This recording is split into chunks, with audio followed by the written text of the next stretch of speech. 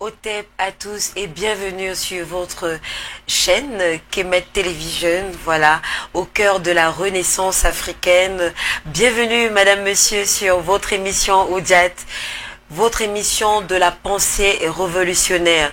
Et sachez que aujourd'hui, comme à l'accoutumée d'ailleurs, ça sera Messi qui assurera à la réalisation, et nous avons une autre charmante dame sur le plateau. Vous aurez son prénom tout à l'heure. Madame, monsieur, est-ce que vous allez bien? Tout va bien? Bienvenue une fois de plus, je vous le disais, et Otep à notre grand frère et papa Tot abonné. Otep ma soeur Segmet onana tangana mama kon min bese mitovo le bia amatana bonne outil amina miseminasi. Otep à toute l'équipe technique qui nous accompagne, Otep à mes collègues de Kemet Télévision, Otep à toutes les sœurs et à tous les frères de combat. Ok, un petit mot quand même sur la conférence publique qui est déjà mise en ligne. Je suis sûre, madame, monsieur, que vous êtes déjà en train de déguster tout ce qui a été dit du côté du Papousie il y a quelques semaines de cela déjà. Un petit mot dessus, grand frère? Oui, effectivement, nous avons lancé la première partie de la conférence publique Ohem Messoud Shamsou Mahat, et qui actuellement est suivie en ligne. Et dans quelques minutes ou quelques heures, la deuxième partie sera diffusée où interviennent respectivement Mbok Basson, le professeur Oumdigui, et à la fin c'est moi-même, sans oublier les interventions des initiés qui vont suivre. Donc la deuxième partie est déjà mise en ligne et elle sera prête à être dégustée dans quelques heures ou quelques minutes. Et ça a été une très grande réussite pour un début de rassembler environ une centaine, plus ou moins une centaine de personnes, de pouvoir mobiliser ces grandes têtes, ces grosses têtes qui sont venues, les têtes bien pleines, et de pouvoir mobiliser une équipe technique qui a fait son travail comme il fallait. Étant aussi entendu que les débuts ne sont pas faciles, là où nous avons failli, nous allons améliorer le travail. Et nous remercions une fois de plus toutes les sœurs et tous les frères de combat qui nous ont assistés pour la réalisation de cet événement. Et nous avons d'ailleurs donné rendez-vous dans 6 mois, je crois que c'est le mois de novembre, pour une deuxième édition de cette conférence publique Ohem Messoud Shamsou Mahat. Otep. Merci infiniment, papa. Ça nous fait plaisir d'entendre cela. Un autre rendez-vous, madame, monsieur, pour nous. Très très vite. Permettez-moi de saluer Maître Isis, voilà, les hypnothérapeutes. Certainement, elle nous regarde. Je vous envoie des gros coucous. Voilà. Alors, nous allons commencer, madame, monsieur, à lancer les hostilités, comme vous le savez. Alors, la thématique, elle va s'afficher au bas de votre petit écran. Mythologie, voilà, de recherche. Comment... Oui, ok, d'accord. Méthodologie de recherche. Comment se décline la méthodologie de recherche parlant de l'heuristique? Comment se décline la méthodologie de recherche parlant de l'heuristique? Alors, nous allons commencer par l'introduction mythique, vous le savez déjà. Comment avancer dans l'inconnu sans méthode? Comment prétendre découvrir et surtout comment se questionner, hein, expérimenter, se tromper, recommencer. La recherche au cœur des progrès humains. La recherche au cœur des progrès humains, je disais, n'est pas seulement un acte intellectuel, madame, monsieur. C'est un voyage rigoureux structuré mais aussi profondément intuitif. C'est ici alors que l'heuristique entre en scène. Loin d'un simple outil académique, l'heuristique est l'art de chercher, de déduire, d'inventer. C'est l'intelligence du doute, la science du possible. Aujourd'hui ou tout à l'heure, hein, dans ce numéro d'Oudjat, nous allons poser un regard africain sur cette dimension souvent méconnue de la méthodologie de recherche. Nous parlerons de la rigueur théorique, mais aussi de l'âme pratique, car dans les sociétés africaines ancestrales, l'heuristique n'était pas juste un mot compliqué comme vous l'entendez aujourd'hui.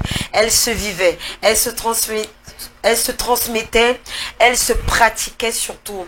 À l'heure où l'Afrique doit recréer ou créer tout simplement ses propres modèles de développement, il est urgent, madame, monsieur, de redonner à la recherche sa force heuristique, celle qui interroge, qui innove, mais surtout qui bouscule.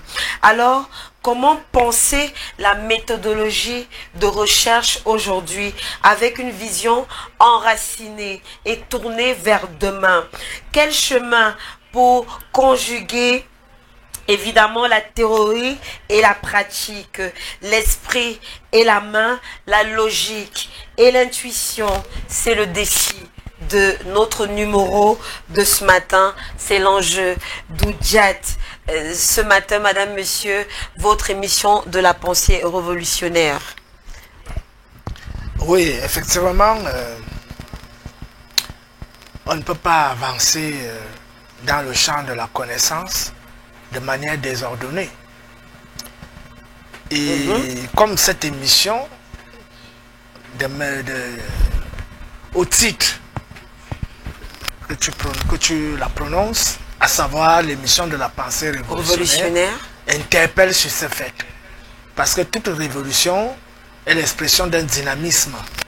Et l'heuristique elle-même est un processus dynamique qui montre que les connaissances ne sont pas figées. Tant que nous sommes inscrits dans la temporalité, les connaissances seront toujours dynamiques, étant entendu que la nature, l'être se dévoile permanemment à nous de manière de plus en plus complexe, de manière de plus en plus différente à chaque fois qu'on se tourne vers la réalité. C'est la raison pour laquelle l'émission d'aujourd'hui est d'une importance capitale. Nous avons élaboré une première émission intitulée « Rapport entre la pensée logico-mathématique et la pensée ontophénoménologique ». C'était déjà une propédétique, c'est-à-dire un préliminaire à la démarche que nous devons suivre au fur et à mesure que nous nous déployons vers la construction théorique et pratique de l'Afrique via les enseignements que nous diffusons dans ces émissions, dans cette émission, l'émission Oudjat. En cela, j'avais déjà émis dans plusieurs émissions la préoccupation portant sur la méthodologie de recherche. Parce que j'ai constaté que le mouvement Kamit et tout ce qui le constitue, les sœurs et les frères, se retrouvent parfois embarrassés par des résultats sur Internet et qui vont dans tous les sens. Et parfois aussi, ils se retrouvent embarqués dans des développements idéologiques de type maçonnique ou rosicrucien ou gnostique, en prétextant ou en prétendant que tout cela est kamite. Or, tout cela n'est qu'une interprétation, soit hébraïque ou alors occidentale, de la pensée africaine. Ce qui n'a rien à voir avec notre vision du monde. Et en cela, d'entame, je voudrais déjà établir que même ce qu'on appelle la logique elle-même est déterminée par la vision du monde. Parce que la logique se déploie au cœur d'une vision du monde. Et donc, il ne suffit pas de dire que la logique est la science de la pensée. Mais quel est l'univers de représentation du type de pensée qui se déploie? C'est en cela que toute logique s'inscrit dans un univers bien spécifique, propre à un peuple qui a un rapport particulier avec son environnement, qui a une histoire particulière, qui a une vision du monde particulière. La logique, c'est d'ailleurs la raison pour laquelle il y a la logique bouddhiste, il y a la logique floue, il y a la logique d'Aristote, il y a la logique mathématique, il y a la logique, etc., etc. Même dans les domaines tels que l'anthropologie, l'ethnologie, il y a des multiples logiques qui se dégagent. Pour ceux et celles qui vont sur le terrain, ils savent très bien de quoi je parle. La logique en cela, bien que émanant de la pensée elle-même, elle est déjà conditionnée par une vision du monde, un mode de représentation. Et c'est en cela que la logique peut prendre sens. C'est la raison pour laquelle cette émission nous plonge donc dans un champ épistémologique qui nous favorisera une meilleure compréhension de nos textes sacrés, une meilleure exploration de nos mystères, une meilleure exploration de notre vision du monde, une meilleure exploration de notre manière d'être et de notre manière de vivre. Voilà ce qu'on peut dire d'entame en guise d'introduction à cette émission d'une importance capitale qui pourra permettre aux sœurs et aux frères de combat, non seulement, comme je l'ai dit, de comprendre les textes sacrés, d'étudier nos mœurs, notre vision du monde, notre manière d'être, mais d'apprendre aussi à détecter les vrais maîtres spirituels, les vrais maîtres spirituels. Comment explorer une forêt sacrée, etc., etc. Et il est vrai que dans la forêt sacrée, nous serons conduits par notre initiateur. Mais il faudra au préalable s'être rassuré que l'initiateur ou l'initiatrice obéit au canon méthodologique. Parce que la méthodologie est la discipline. Il y a des gens qui connaissent des choses, empiriquement parlant, comme les menuisiers du quartier, comme les artisans. Mais ils sont incapables d'expliquer ce qu'ils font. De transmettre l'information, de transmettre l'enseignement et de dire même le pourquoi de ne pas ceci, le pourquoi de faire ceci ou le pourquoi de ne pas faire ceci. Et de pouvoir déblayer et laisser éclore la lumière de l'objet d'étude ou alors des sujets abordés dans une phase d'initiation. En cela aussi, la méthodologie nous interpelle à la discipline de soi, ce qu'on appelle l'autodiscipline.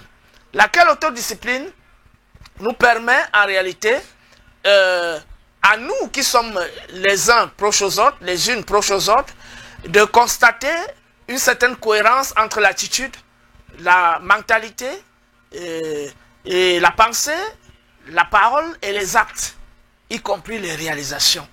C'est pour ça que cette émission est d'une importance capitale, surtout sur ce thème que nous allons développer aujourd'hui. Très bien, grand frère. Alors, quand on va commencer par la définition pour les habitués. Vous connaissez déjà la chronologie de nos enseignements. Alors, on va commencer, je le disais, par définir, quand on entend par heuristique, par recherche, c'est quoi? Je sais que parmi celles et ceux qui nous écoutent, toutes les personnes n'ont pas une culture intellectuelle très très élevée. C'est la raison pour laquelle nous ferons le maximum d'efforts de nous ramener au niveau de la majorité. Terre à terre, comme on dit au quartier. Afin que cette émission puisse bénéficier à tout le monde. En cela, l'heuristique n'est rien d'autre que la voie de la recherche. Le dynamisme dans le champ de la connaissance. Dynamisme ici, entendu comme une quête permanente de la vérité et une révision permanente de la sagesse commune, des connaissances déjà arrêtées, afin de les adapter, de les ajuster, de les achuter, de les perfectionner, de les enrichir permanemment. Comme je l'ai dit d'entame, Nous sommes dans une dimension temporale. Nous sommes dans la temporalité. Et cette temporalité nous exige à nous adapter aux multiples dévoilements de la nature vis-à-vis de nous. Et à notre évolution mentale, psychologique, spirituelle et physique. C'est la raison pour laquelle l'heuristique est donc, en réalité, cette démarche par excellence qui nous conduit en permanence sur la détection, sur la découverte de la vérité. Et précisons déjà que cette heuristique s'inscrit dans ce que les autres ont appelé philosophie. Et le concept lui-même émane de Sepa, Sepi. C'est ça qui est devenu Seba. C'est ça qui est devenu Sopho, Sophos, etc. Donc, c'est quand on dit Sepi, Sopet, Sopedet, Seba, il s'agit de la lumière stellaire, l'étoile qui scintille, qui nous appelle et qui nous montre la voie d'accès à la vérité. Autant les plantes s'épanouissent face à nous, autant il y a le rayonnement matinal qu'on appelle l'aube qui s'ouvre à nous avec le jaillissement du soleil de l'horizon. Autant nous avons des lucioles qui scintillent la nuit, qui nous interpellent sur un phénomène bien particulier. Les insectes sont capables de scintiller. Donc, tout ce constat face à ce que nous offre la réalité et tout ce constat face à ce que nous offre notre propre nature que nous découvrons tous les jours. Parce que même quand nous avons 60 ans, nous avons toujours des découvertes sur nous-mêmes. On ne cesse jamais de se découvrir en permanence. Donc, en cela, les Grecs ont donc nommé cette expression aletheia. Nous, on appelle ça housia, c'est-à-dire le dévoilement. Et cette aletheia est ancrée aussi dans l'expression grecque ousia. Et dans ousia, on a donc l'essence, c'est-à-dire la présence. Et en avant, on a parousia, entrer en présence, c'est-à-dire se manifester. Donc, le même ousia grec, si sa source de housia, égyptien, donc hou signifie l'ouverture primordiale qui offre à la vue la lueur primordiale qui dévoile les vérités secrètes reposant au cœur de la divinité primordiale, Imana. En cela, nous nous déployons donc dans notre argumentaire en insistant sur le fait que l'heuristique, loin d'être un processus de construction mentale dû à ce qu'on appelle l'imagination humaine, notre chemin heuristique nous porte au cœur de la vérité de l'être, où nous nous mettons dans la disposition de la découverte et nous mettons à l'écoute de l'être, à l'écoute de la nature. Et voilà la véritable voie de l'heuristique. Nous ne sommes pas dans une voie heuristique d'après l'approche occidentale où il faut disséquer la matière, il faut faire exploser les atomes, les particules dans les grands centres atomiques afin d'éclater la réalité et pouvoir la reconstruire sur la base de ce morcellement. Mais nous sommes dans une approche holistique où l'être n'est ni matière, ni représentation, ni particule, ni atome, ni molécule, ni arbre uniquement, ni pierre uniquement, ni eau uniquement, ni homme uniquement, ni Dieu sous un prisme anthropomorphique, mais où l'être est la force intelligente qui ne peut pas être palpée, qui ne peut pas être touchée, qui ne peut pas être senti par les organes de sens, qui ne peut pas être représenté, qui ne peut pas être évalué, qui ne peut pas être estimé, mais qui repose dans le silence. Et donc, le premier acte de dévoilement nous ouvre à nous-mêmes, ouvre la nature d'abord originairement, ensuite nous installe à notre propre ouverture, et dans notre ouverture, nous avons en face de nous la nature elle-même qui se présente à nous comme ce qui nous a enfantés, et face à nous-mêmes et face à la nature commence donc la voie de l'exploration. D'où le dynamisme permanent c'est-à-dire l'évolution permanente de la connaissance de soi, de la connaissance de la nature et de la connaissance de tous les mystères qui gouvernent l'univers, y compris le mystère de la divinité, Hotep. Alors très bien, nous venons de comprendre ensemble ce qu'on entend par heuristique, par recherche, mais tout cela part d'une préoccupation. De quoi exactement à la base? Avant la préoccupation, il faut qu'il y ait une interpellation. Il y a d'abord un élément déclencheur. Oui. Le premier élément déclencheur, c'est notre être au monde. Je me découvre, je suis là. Je suis où? Le je c'est qui? Moi c'est qui? Donc, en cela, nous entrons dans un ensemble de paramètres qui préparent l'horizon déjà de notre propre découverte avant le questionnement vis-à-vis de ce qui nous apparaît. Très bien. Parce que si je suis, qui suis-je? Où suis-je? Où suis-je? Donc, nous comprenons qu'il y a d'abord la notion de lieu. Très bien. Et, plus originellement, il y a la notion de temporalisation ou de temporalité. Et plus originellement encore, il y a la notion d'être. Donc, nous avons l'être. Nous avons, donc, qui transcende tout et qui échappe à toute représentation immédiate et à toute compréhension immédiate. Mais qui est la force qui repose en elle-même en secret.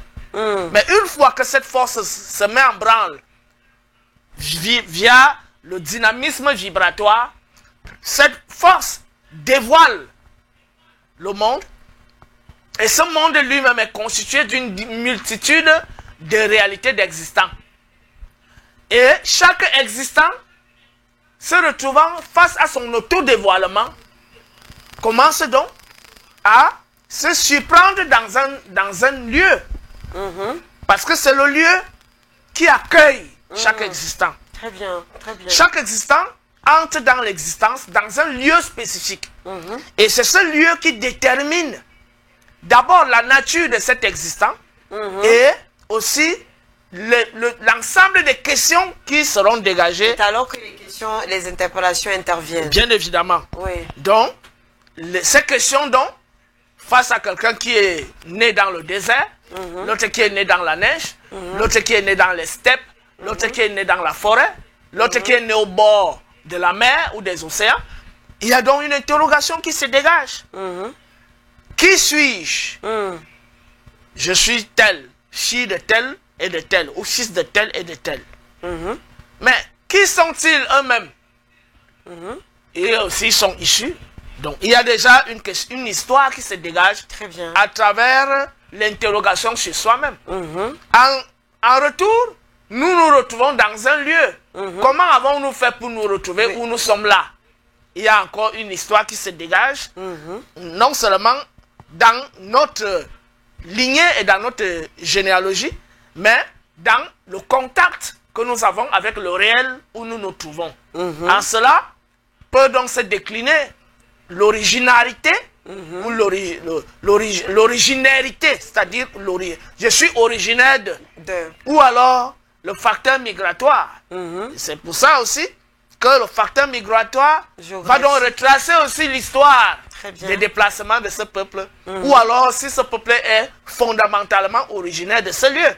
Mais comme nous savons que à la base, à l'origine, tous les peuples ont été des migrants, parce que l'homme n'avait pas encore découvert l'agriculture, l'homme n'avait pas encore découvert l'élevage, et même quand il vivait en forêt, il devait partir d'endroit en endroit pour chercher la nourriture, la chasse et la cueillette, etc.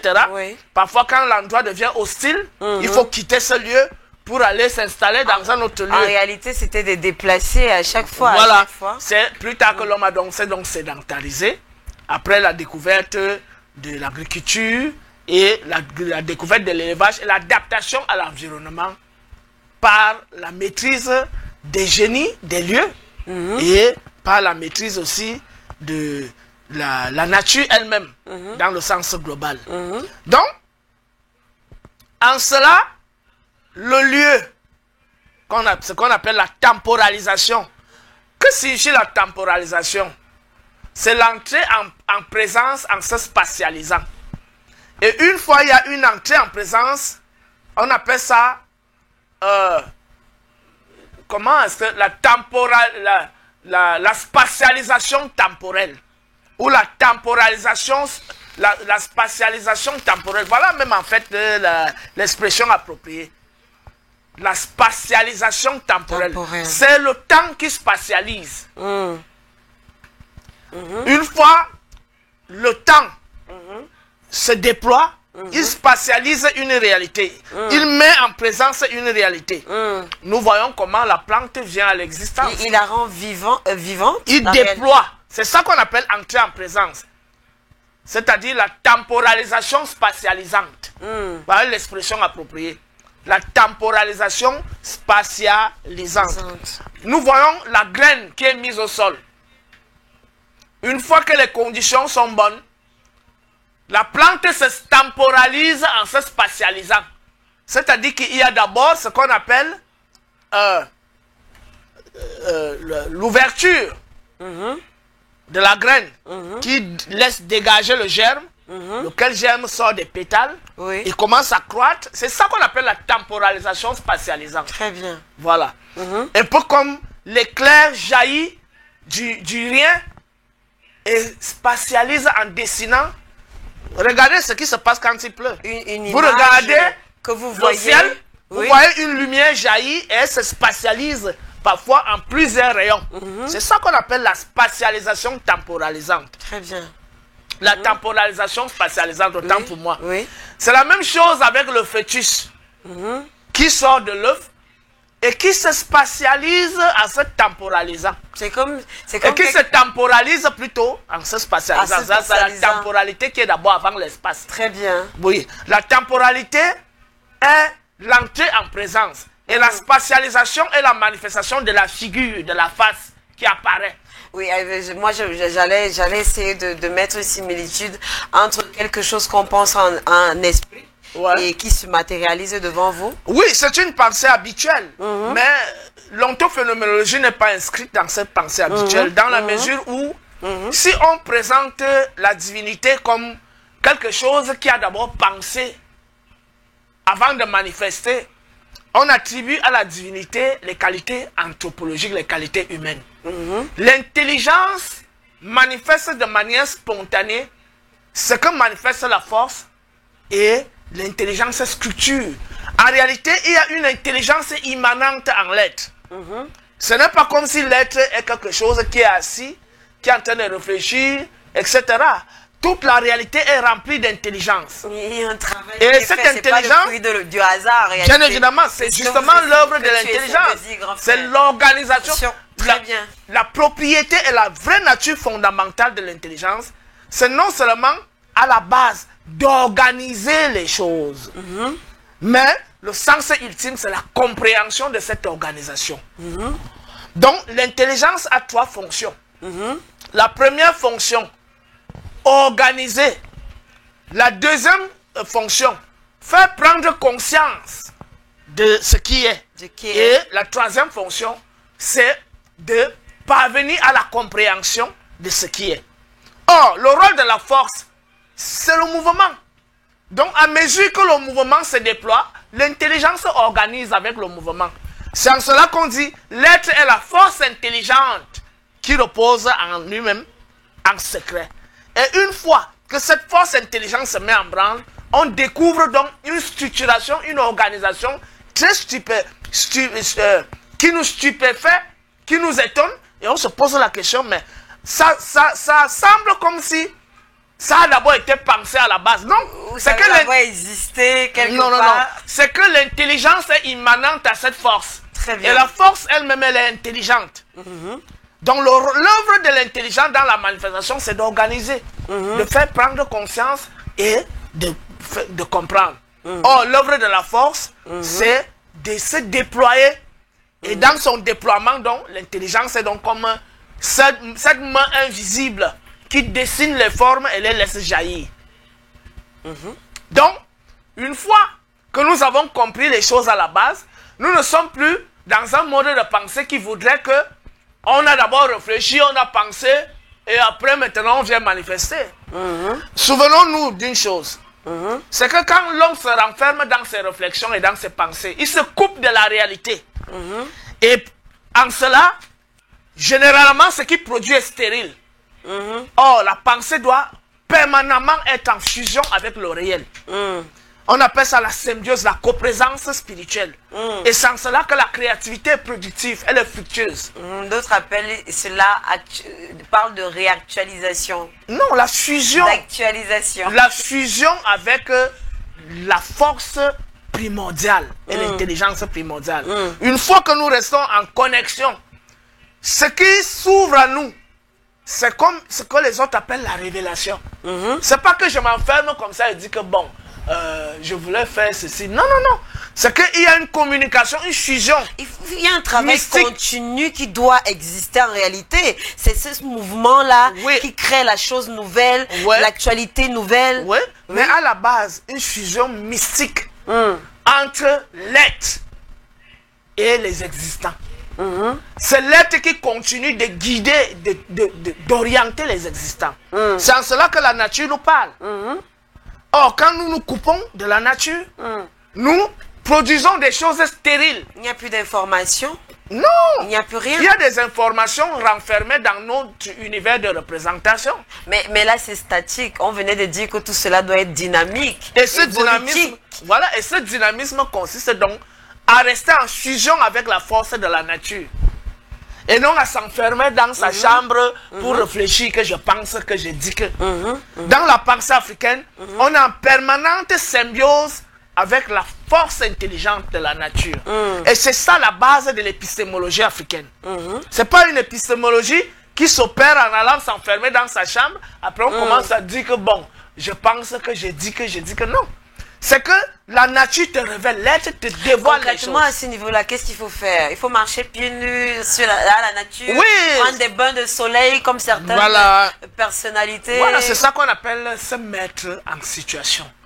Être disposé. Très bien. Comme la femme est disposée à se faire pilonner.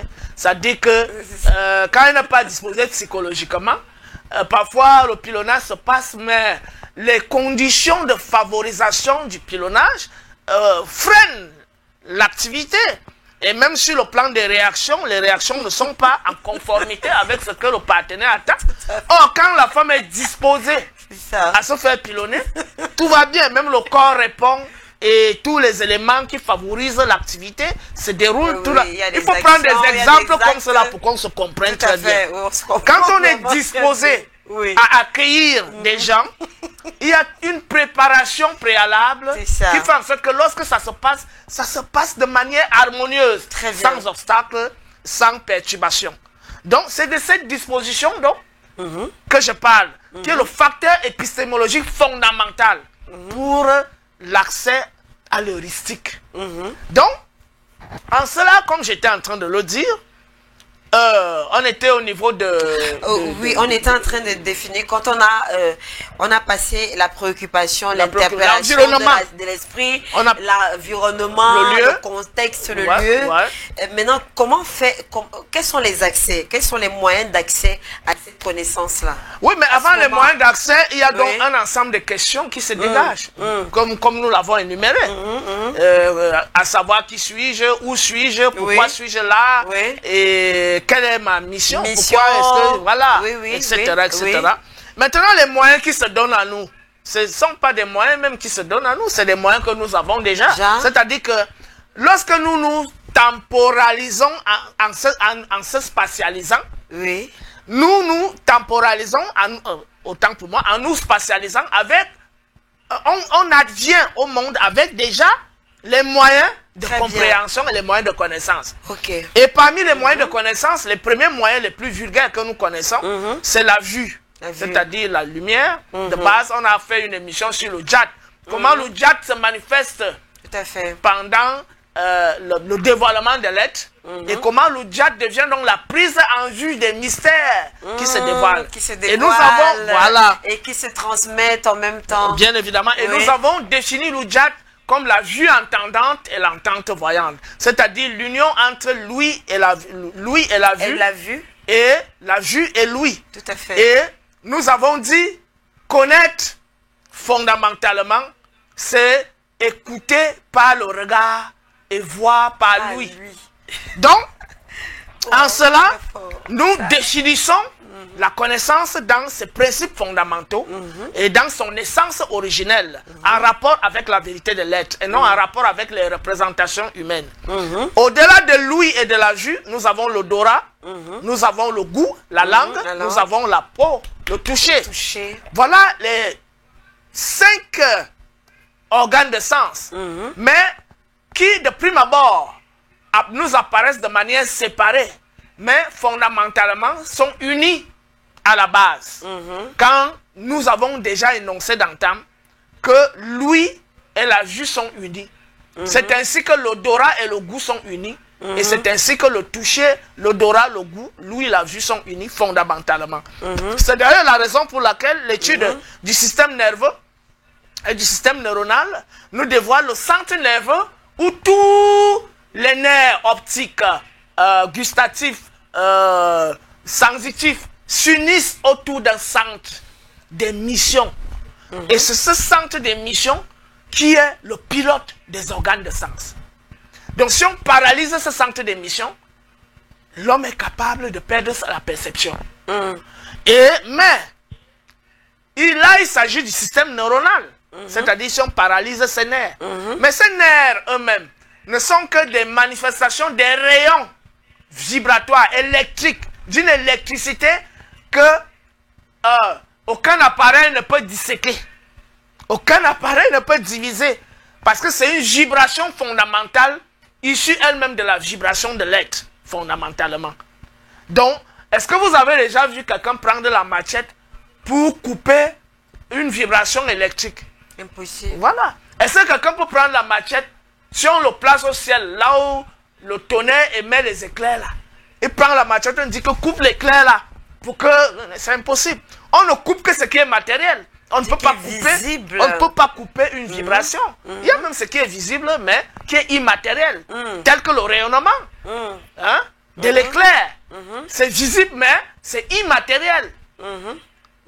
Donc, quand on met le doigt dans la prise, nous sentons des vibrations, mais est-ce que nous voyons ces vibrations? Donc, ce qui émet la vibration dans les neurones, en réalité, les neurones sont la manifestation du déploiement de l'éclair que nous voyons dans le ciel. C'est la matérialisation de l'éclair. Quand l'éclair se déploie, ça commence comme ça, après ça envoie un train, ça sort comme un bras dans le ciel. On voit plusieurs rayons qui apparaissent. Or, il y a un premier rayon à la base qui s'est diffracté et qui a produit plusieurs rayons. C'est ainsi que la première source d'émission vibratoire se manifeste et se multiplie donc pour déployer les divers sens que nous avons en nous. C'est un seul rayon qui a 5 divisions qui se manifestent en vue, en odorat, en goût et en toucher. Un seul rayon. Et ce rayon lui-même est issu d'un centre immobile qui repose en lui-même, qui est immatériel, qui est impalpable et intouchable. C'est ça que les autres appellent l'âme, l'esprit. Donc en réalité, c'est l'esprit qui, en baissant des vibrations, manifeste le cerveau, manifeste les yeux, les narines, la bouche, la langue, les oreilles. C'est cette intelligence donc qui dessine. En réalité, lorsque l'intelligence va être en contact avec l'extérieur, cette intelligence se donne les moyens d'entrer en contact avec l'extérieur. L'intelligence elle-même reste invisible, intouchable, impalpable, mais matérialise les moyens d'accès à l'extérieur. C'est en cela que l'œil est la lentille qui nous ouvre vers l'extérieur. Mais ce n'est pas l'œil qui voit. C'est l'intelligence qui voit. C'est la force intelligente qui voit. C'est pour ça que quand on meurt, quand cette force intelligente nous a quittés, cette vibration, nous avons les yeux ouverts, mais nous ne voyons plus. On fait comme ça là, c'est toujours ouvert. Nous avons les oreilles ouvertes, nous n'entendons plus. Et ils essayent d'associer cette intelligence aujourd'hui à l'intelligence artificielle. Un mot à ce sujet. Loin de là, l'intelligence artificielle est une construction humaine. Quand toi-même tu utilises ton téléphone, parce que en réalité c'est l'homme qui programme. C'est l'homme qui est au niveau de la programmation. Oui. Et il n'y met que ce qui est à la portée de sa connaissance actuelle. Tout à fait. Ça veut dire que dans 1000 ans, ça sera autre chose. Donc l'intelligence artificielle, pour moi, les gens qui sont éblouis par ça sont des personnes très bornées qui ne comprennent pas la vraie nature humaine qui est limitée. Et en même temps dynamique, c'est-à-dire évolutive. Donc l'intelligence artificielle ne peut pas être le salut de l'humanité dans la mesure où l'homme lui-même se découvre permanemment. Tout à fait. Donc il a une pensée temporelle et temporale qui le limite dans sa contexture géographique et sa contexture existentielle permanente au quotidien.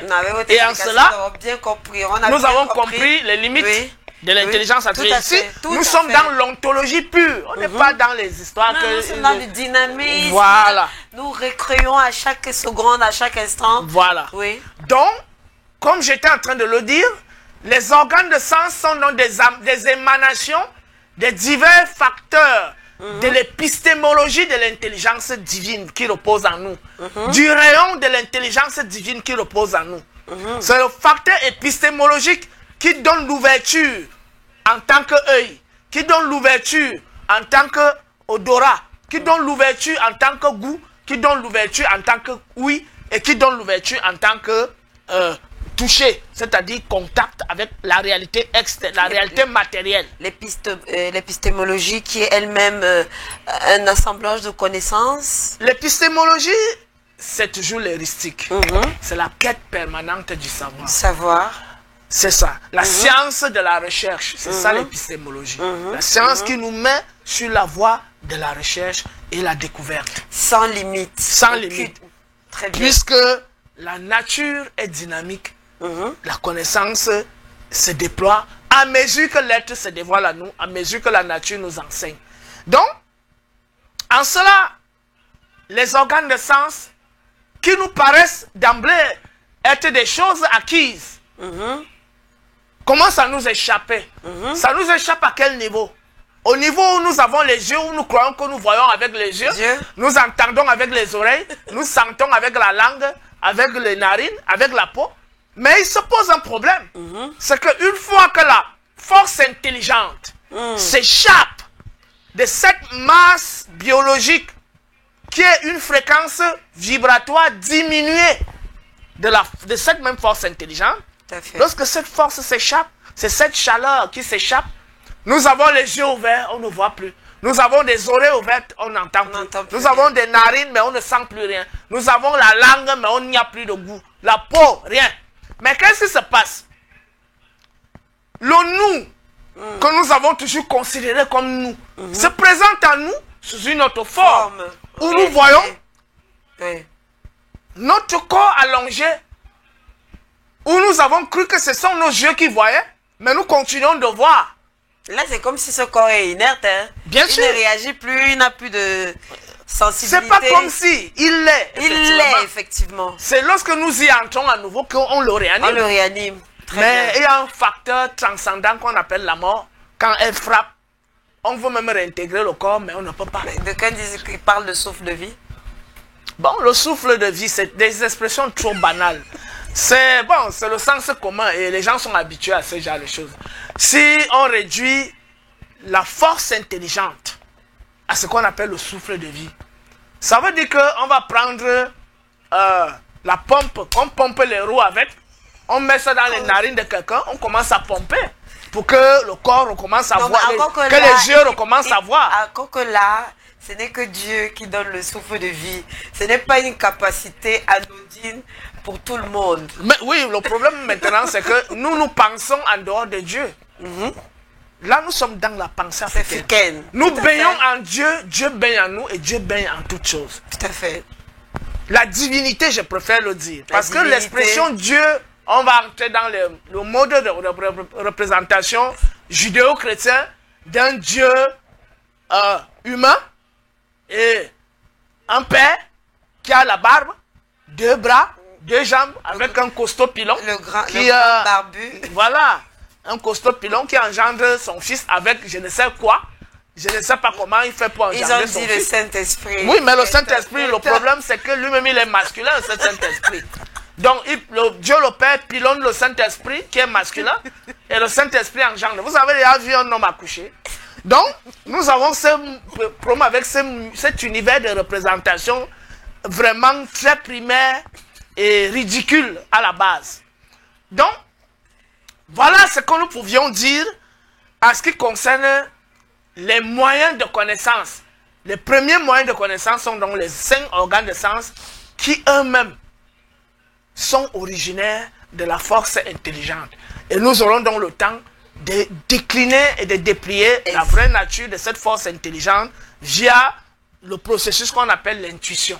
Très bien, très bien.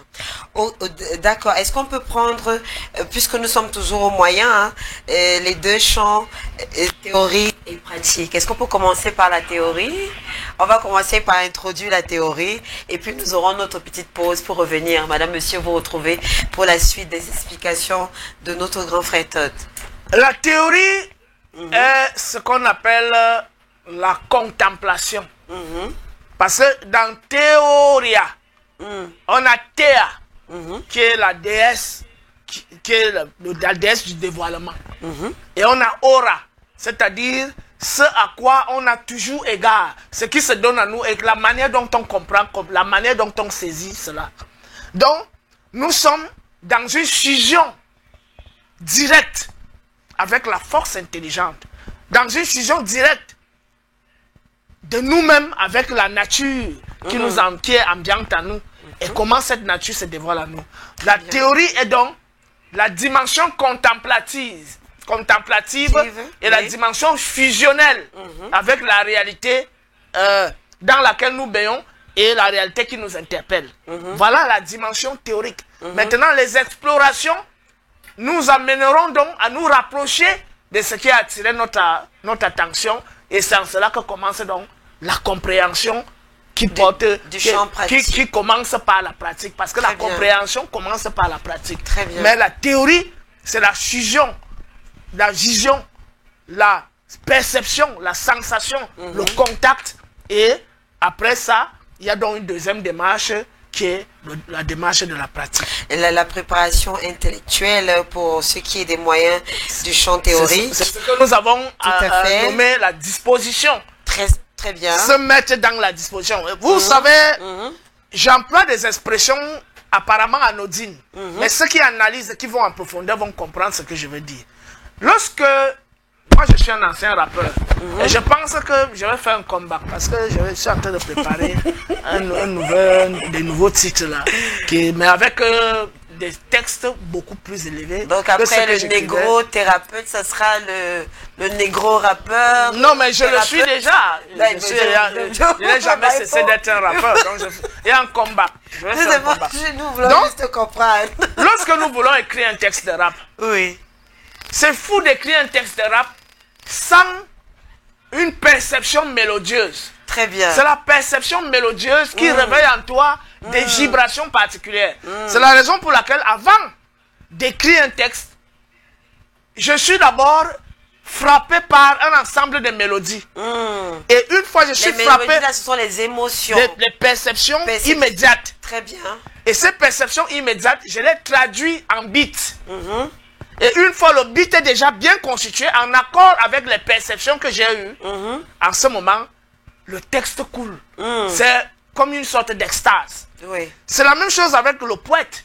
Il se met dans les dispositions pour recevoir l'inspiration ou la révélation qui va lui permettre de coucher par écrit. Tout à fait, tout à fait. C'est la même chose avec le joueur de la harpe qui se met en fusion ou en phase avec une certaine énergie, une certaine fréquence vibratoire pour produire des sonorités très particulières. Donc ici, quand nous parlons de dispositions préalables, c'est la même chose qui se passe avec la recherche. On ne se met pas sur la voie de la recherche tout simplement parce que je voulais voir là où se trouve le baobab.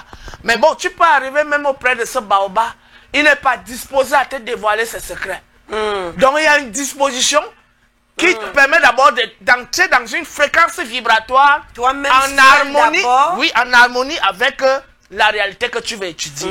Que tu sois en phase mentalement, vibratoirement, avec la réalité que tu veux étudier. C'est ça qu'on appelle la disposition préalable.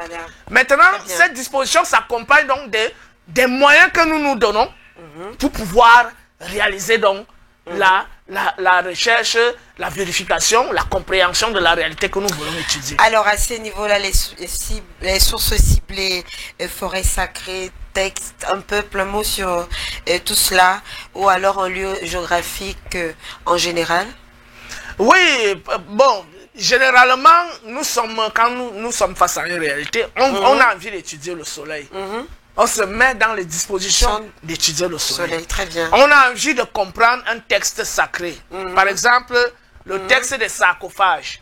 Et nous allons décliner les diverses démarches à suivre pour parvenir à saisir dans une certaine mesure un texte sacré comme celui-ci.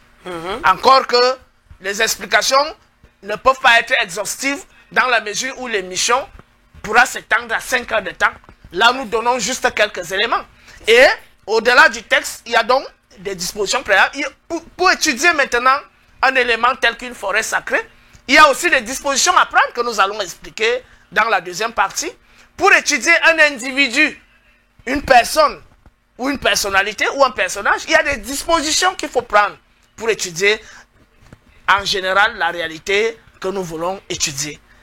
Donc en cela consistera donc notre, je crois, la prochaine étape que nous allons aborder pour présenter les moyens de décryptage de la réalité que nous voulons étudier. Très bien, en parlant du champ pratique, madame, monsieur, on va prendre tous ensemble, là, vous et nous, une petite pause, le temps pour vous, évidemment, de prendre un petit verre d'eau à notre frère Todd aussi. Et nous nous retrouvons juste après cette transition. À tout à l'heure.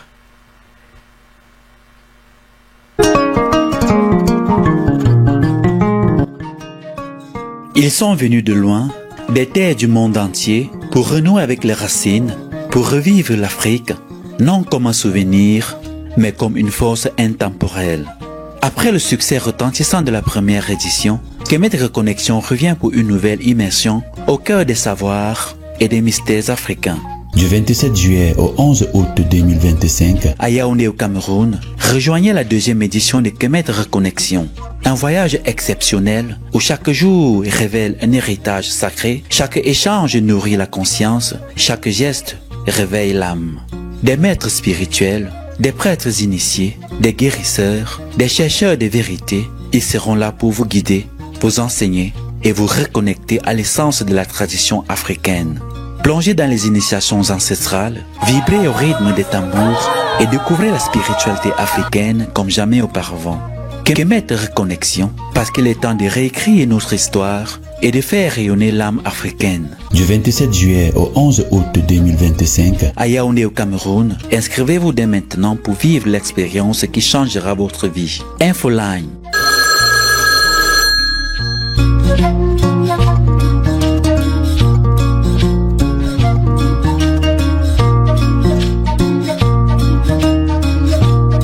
Kemet Reconnexion, là où les racines du passé nourrissent l'avenir.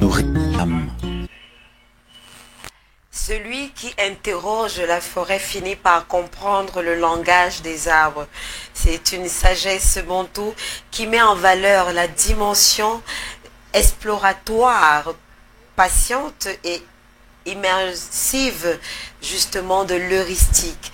C'est en questionnant profondément qu'on accède justement à des vérités. Madame, monsieur, bon retour sur ce magnifique plateau de Kemet Télévision au cœur de la Renaissance africaine. Vous êtes toujours sur votre émission Oudiat de la pensée révolutionnaire, toujours en compagnie évidemment de notre frère Tot Abonné. Vous le connaissez déjà, voilà. On parlait à la suite toujours de notre partage des moyens de champ théorique et surtout champ pratique. On en était au champ pratique pour en venir justement aux moyens qu'on se donne à la réalisation de l'exploration en elle-même.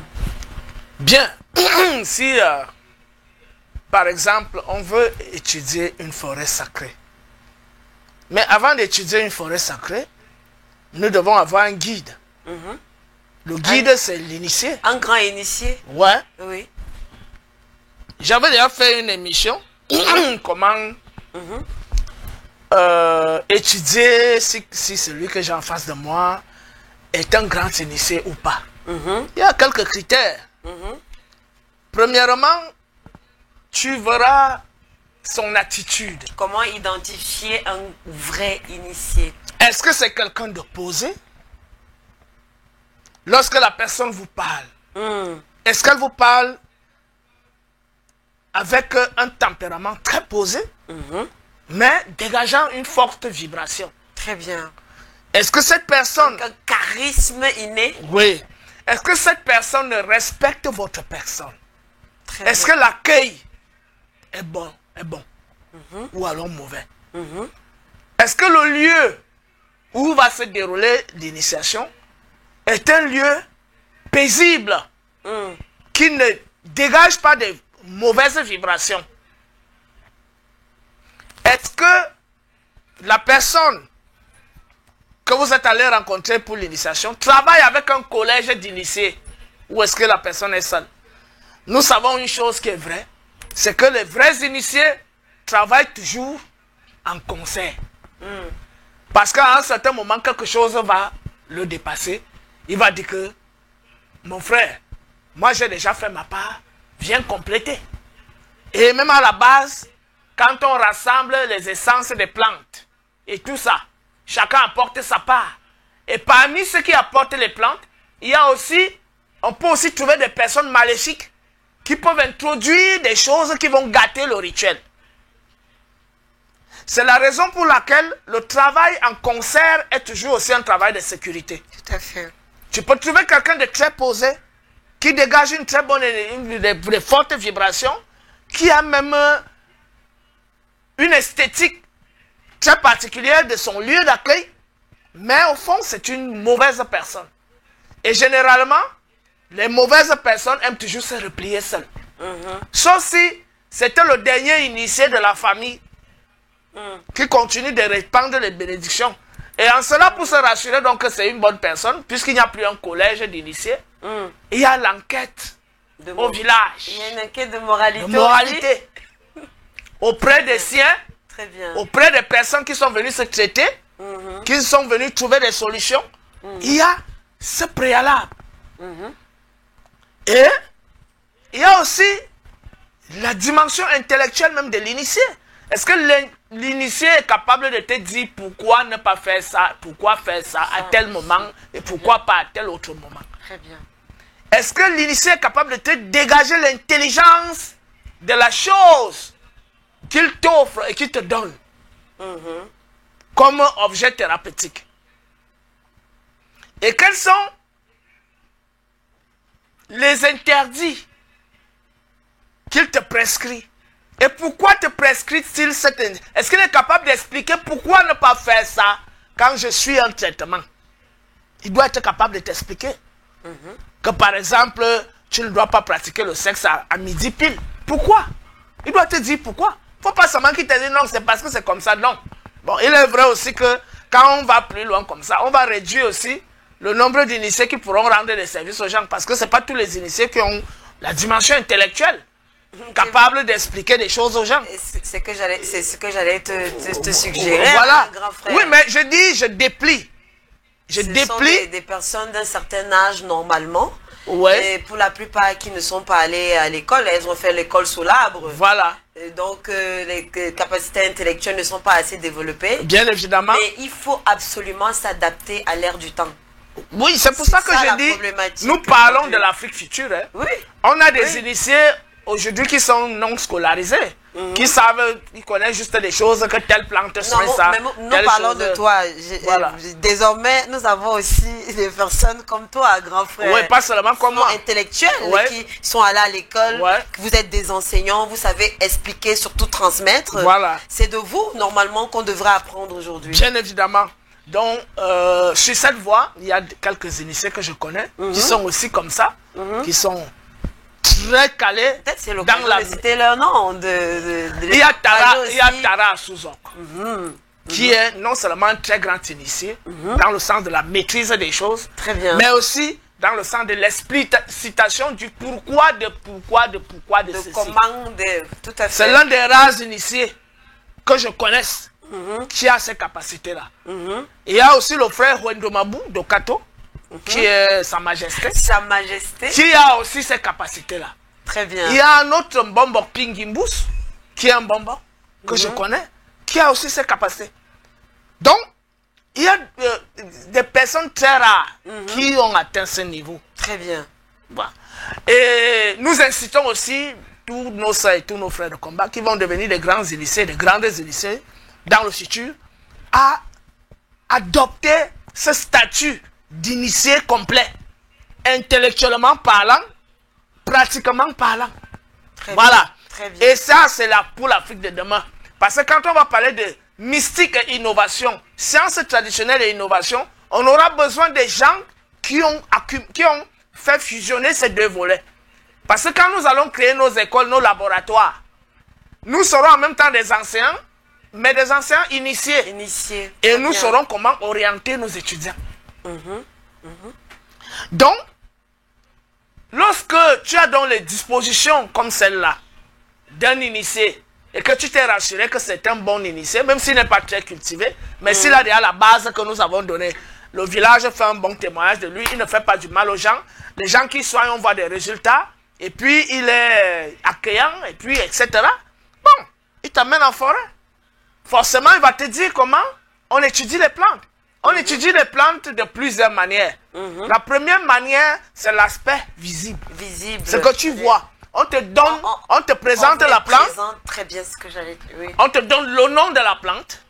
C'est aussi la petite difficulté que certains ont, c'est que si lui parle lingala et qu'il arrive chez un initié, il y aura un problème. Parce que il faudra y a le nom en langue et il y a le nom en étymologie française, si vous voulez. Voilà. Non, mais partant même d'une langue à une autre langue. Mais le plus important, c'est qu'il vous rejoint. C'est la plante qu'on t'a présentée. Très bien. Elle est restée la même. C'est la même plante. Bon, maintenant, c'est ça qu'on appelle la vérité. Hein. La vérité n'est pas dans les constructions mentales. Très bien, très bien. Donc, on t'a présenté la plante. Très bien. Quand tu arrives chez toi au Congo, tu vois la même plante.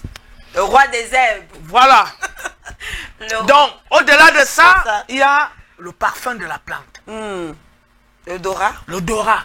C'est comme ça qu'on explore les plantes. Parce qu'elle peut être sèche. Il faut être capable de l'identifier par son odeur, son parfum. C'est-à-dire sèche, c'est-à-dire qu'il y a des plantes qui, les écorces d'arbres, par exemple, de vivre aussi. Par exemple, tu enlèves une écorce d'un arbre. Très bien, ok. Ou alors, quelqu'un part chercher les écorces. Il vient avec. Tu dois être capable d'identifier par la texture de l'écorce visible, du parfum.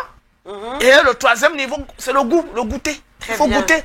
C'est vrai qu'il y a des plantes toxiques aussi, des écorces toxiques. Oui, c'est vrai. Donc, c'est pour ça qu'on distingue donc le type de plante qu'on peut goûter avec la langue. C'est pas l'odorat. Quand on te dit que quand ça sent comme ça, là, c'est toxique. Quand ça, on ne met pas ça dans la bouche. Quand ça sent comme ça, on peut mettre ça dans la bouche. Il y a aussi un autre côté qui est très important, c'est que ces plantes-là, on ne les cueille pas au hasard. Bien évidemment. Il y a des plantes qui se meurent elles-mêmes exprès, parce qu'il faut qu'elles te donnent un signal pour que tu la prennes. Bien évidemment, c'est ça qu'on appelle la disposition. Mais vous voyez que les éléments épistémologiques, c'est ça, c'est logique et normal. Voilà, c'est un cheminement. Quand je fais des énonciations, c'est pas des énonciations hasardeuses. C'est parce que je sais où on va. Donc il y a une disposition préalable avant d'aller cueillir tel. Il y a des plantes qui disent cueille-moi, d'autres qui disent. Bien évidemment, quand tu es impur, quand tu t'es peut-être souillé à travers certaines choses, peut-être un meurtre ou un rapport sexuel à certaines heures et que tu ne t'es pas purifié, ou alors tu es en colère, ou alors les émotions, voilà, compte aussi. Bien évidemment. Très bien. Et maintenant, il y a l'horaire, les horaires. Les horaires. C'est-à-dire, il faut cueillir ça là, on cueille seulement ça tôt le matin. Ou après 18h. Voilà. Donc, il y a les horaires. Donc, ces explorations, ça c'est sur le terrain. C'est pas quand on va te dire telle plante, hein, il faut que tu vois la plante. Il faut que tu sentes la plante. Il faut que s'il faut goûter, tu goûtes. Et au-delà de ça, maintenant, tu vas aller tester la plante. Le test, maintenant, c'est l'évaluation de l'efficacité de la plante en question. Et parfois, il faut mélanger cette plante à d'autres choses. Il faut maîtriser le dosage. Parce qu'aujourd'hui, ce paramètre, on l'a dans la médecine africaine. Tout à fait. La notion de dosage. Il faut maîtriser ça. La posologie. Oui. Oui. Et généralement, les vrais maîtres, quand ils évaluent ta fréquence vibratoire, il peut déjà te dire que tu peux prendre telle quantité. Parce que le vrai maître sent les vibrations des autres. Oui. Pas les faux thérapeutes là, qui sont là, ils pensent, va boire 10 litres, après tu arrives là-bas, tu tombes dans le coma pendant 6 mois. On dit que... Non, donc, mais c'est pas pour dire qu'on n'a pas les vrais docteurs en Afrique, grave. Non, mais la médecine traditionnelle, la meilleure désormais en Afrique. Il faut le dire parce que c'est aussi, quand on parle de méthodologie de recherche, c'est une manière d'appeler tout le monde à la discipline. Tout à fait. Voilà, donc... Nous sommes d'accord. Comme j'étais en train de le dire, ça c'est l'étude d'une forêt sacrée. Et parmi les éléments, c'est pas seulement les plantes et les essences. Il y a la fréquence vibratoire que cette forêt émet. Quand tu quittes de là où tu es quitté là-bas, quand tu entres là-bas, tu sens quelque chose de particulier à cet endroit. Comme si tu es en train de te recréer, de te régénérer. C'est le mot, voilà. Et dans une forêt sacrée, il est toujours important de trouver des grottes. Oui, c'est-à-dire la pierre aussi, qui s'étale au sol ou qui se lève. Il est aussi important de trouver des chutes d'eau. Même si ce n'est pas une grande chute, mais l'eau quand même qui coule, qui sort de la pierre. Et qui va parce que là, on peut utiliser cette eau pour la consommer, pour se purifier. Il y a la source de base. Là où l'eau qui sort du rocher coule, c'est la source sacrée. Et maintenant, cette source descend, ça devient une rivière, un fleuve là-bas. Mais c'est au niveau de la source là-bas qu'on se purifie. Très voilà. Bien. Okay, donc, il y a bien noté, madame. L'orientation par rapport à ce qu'on appelle les points cardinaux. Donc, tu dois être capable de savoir t'orienter dans une forêt. Être une boussole géante. C'est-à-dire que je sais que si je me place comme ça, ce côté c'est la gauche, ou alors le sud, voilà. Le soleil brille de ce côté. Voilà. Et donc, tu peux voir ça sur des arbres. Très bien. Là où le soleil a l'habitude de sortir, c'est sec. Et là où le soleil ne touche pas, l'arbre est humide. Donc sur la base des arbres, tu peux déjà distinguer la disposition des points cardinaux. Très bien. Et donc il y a autant de choses qui s'étudient dans la forêt sacrée qu'on ne va pas venir dévoiler ici. Voilà, il y a les forêts aussi qui ont les totems, des génies qui sont là. On va venir dire des choses comme ça ici, pourquoi? Non, mais vous n'allez pas dire comme... Tu ne dois pas dire comment... Non, mais attends. Mais quand on arrive dans une forêt, est-ce qu'on cogne à la porte? Est-ce qu'on dit, les génies, je suis déjà là, je suis Sekhmet, oui. S'il vous plaît, moi je veux seulement les enfants, donnez-moi les enfants. Non, c'est pas comme ça que ça se passe. Il y a une manière d'entrer dans une forêt sacrée. Et puis, c'est le guide qui te montre comment on entre dans la forêt sacrée. Bon, on va pas, vous savez, la spiritualité est sacrée. Oui, nous le savons. Parce que chez les kabbalistes, là, ils ne disent pas les vraies choses à nos frères. Ils passent le temps à sodomiser nos frères en leur disant qu'ils les initient. Voilà. Nous sommes à l'école d'un nouvel apprentissage. C'est pour ça que nous ouvrons pour appeler les gens à venir étudier sur le terrain. Très bien. Parce que l'initiation, c'est pas en ligne, c'est pas le spectacle qu'on vient faire ici. Donc, il y a une manière d'entrer dans une forêt sacrée et il y a une manière d'en sortir. Et il y a des choses qu'on ne peut pas sortir avec dans une forêt sacrée. Il faut déjà dire ça aux gens. Voilà, donc ça reste là-bas. Si tu pars pour voler, bon, tu vas voir, soit en sortant, tu n'as plus ça. Soit alors tu es frappé. Donc, il y a des aventures, comme les gens viennent souvent en aventure, les petits sorciers, les apprentis sorciers là, viennent souvent en aventure pour venir tester. Bon, on leur laisse la possibilité de tester, de vérifier. Donc ça c'est en rapport donc avec l'initié et la forêt sacrée. Forêt sacrée. En ce qui concerne un texte sacré? Je reviens sur ça. Très bien. Les éléments d'étude d'un texte sacré. Il y a d'abord la connaissance du peuple en question. Quel est le peuple qui a écrit ce livre-là? Ce peuple était dans quel univers de représentation? Ce peuple parlait quelle langue? Ce peuple se nourrissait de quelle manière? Ce peuple vivait dans quel environnement? C'est là où tu vas découvrir des choses qu'il appelle dans sa langue, qui se retrouvent dans cet environnement-là.